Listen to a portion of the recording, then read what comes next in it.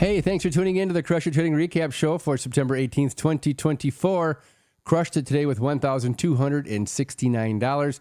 The strategy did set up like 4 other times, and I'll get into that in just a second. But do me a favor, click the like button. And if you haven't subscribed yet, right now would be the perfect time to subscribe. It really helps the channel out. Now, the trade of the day was, there it is, Microsoft for $1,269. But this trade irritated the heck out of me, and let me tell you why. Well, let me tell you why I got into the trade first. So here's AMD, and AMD, this is my favorite oscillator right here. The momentum oscillator was sitting at about 90%. And here on Microsoft, we were down like 170%. And generally when you get really deep outside the buy or sell zones, that's a really good indicator, right? And then we had a crossover take place kind of early. So I thought, okay, this is going to be a good trade to the upside, which it was decent, right? It didn't quite get to the other side of the band is where I set my target. But what I did was I tried scale. Oh, well, first of all, let me just tell you, I tried entering into the trade down here. I couldn't get into the trade. And then finally it gave me a fill, and I was in the hole $15 because of the spreads on it. And then, you know, when you got the price moving down and then up again, I tried getting out and I couldn't get the fill to get out. And, you know, I think at one time I was up like $500 on this, if I remember right. And then finally, I didn't get my fill till well the hell down here. And I ended up losing $115 on the first part of the setup. Now, the second part of this is I have convergence, right? See price coming down right here. And then I have the oscillator moving up. This usually means that price is going to move to the upside. And I did get that move. This was it right here.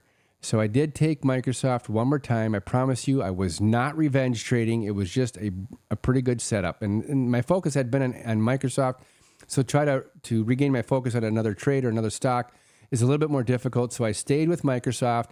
I focused in on this trade. It did work out. I made some money on it. And I just got out of it. I was like, you know what? I'm done. I'm not going to deal with Microsoft anymore. I needed to get out of my line of sight. So I was done with it. I knew it wasn't going to hit the upper part of the crush it zone at this point here. It did end up doing later in the day, but you know what? I wasn't going to wait all day long for this to set up, and I would have gotten stopped out here anyway. So that was Microsoft. Let's go over to AMD. This was the trade that I was wanting to take, and I probably should have taken, but I didn't. Same thing, comes out into the crush it zone right here. This would be a classic A+ setup. We got a previous day low right in here. Same thing on the 1 minute.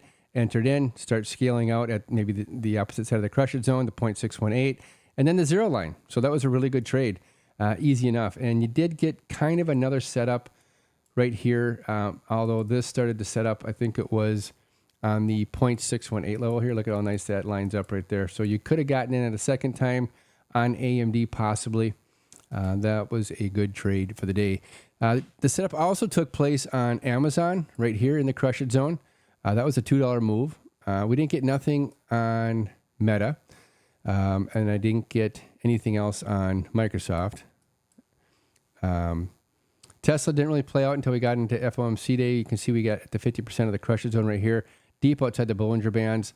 Same thing on NVIDIA. And I'll show you earlier on NVIDIA too, you had this 0.618 level. Look at this.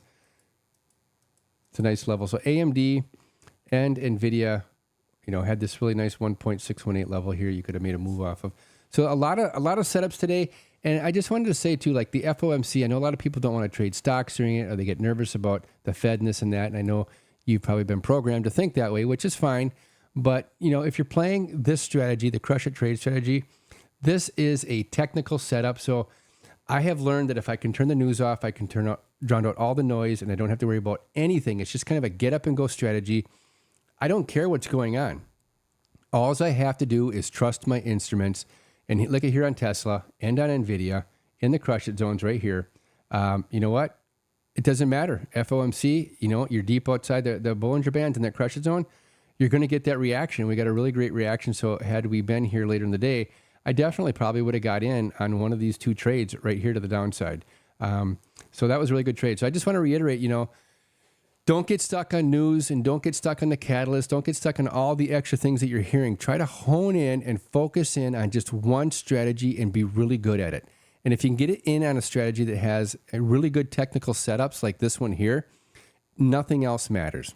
All right. I hope to see you Monday through Friday from 9:30 to 11 so you can trade with me, learn the strategy. All right. We'll talk to you later. Have a good night. See you tomorrow morning, bright and early.